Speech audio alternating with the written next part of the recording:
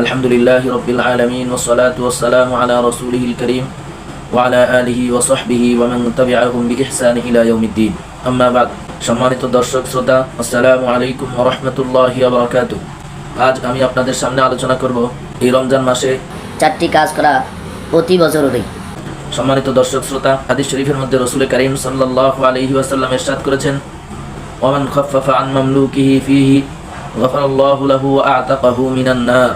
যে ব্যক্তি এই মাসে তার কৃতদাসের বা অধীনস্থ কর্মচারী চাকর বাকরের কাজের বোঝা হালকা করে দিবে, আল্লাহ তাআলা তাকে ক্ষমা করবেন এবং দোজখ থেকে মুক্তি দান করবেন। সুবহানাল্লাহ। সহিহ ইবনে খুজাইমা 1887 নম্বর হাদিস।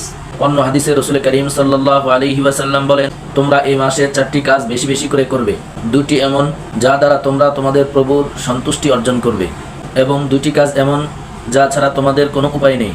প্রভুর সন্তুষ্টি অর্জনের কাজ 2টি হলো কালিমা পাঠ ও বেশি বেশি ইস্তিগফার করা, অর্থাৎ লা ইলাহা ইল্লাল্লাহ এবং আস্তাগফিরুল্লাহ বেশি বেশি পড়া।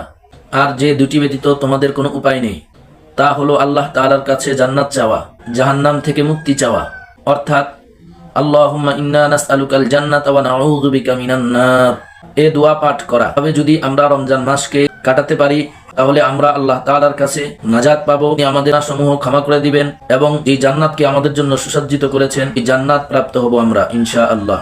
তাই আসুন আমরা এই 4টি কাজের মাধ্যমে এই রমজানকে অতিবাহিত করি এবং অধীনস্থ লোকদের থেকে কাজের বোঝাকে হালকা করে দেই। আল্লাহ আমাদের সকলকে কবুল করুন, আমিন।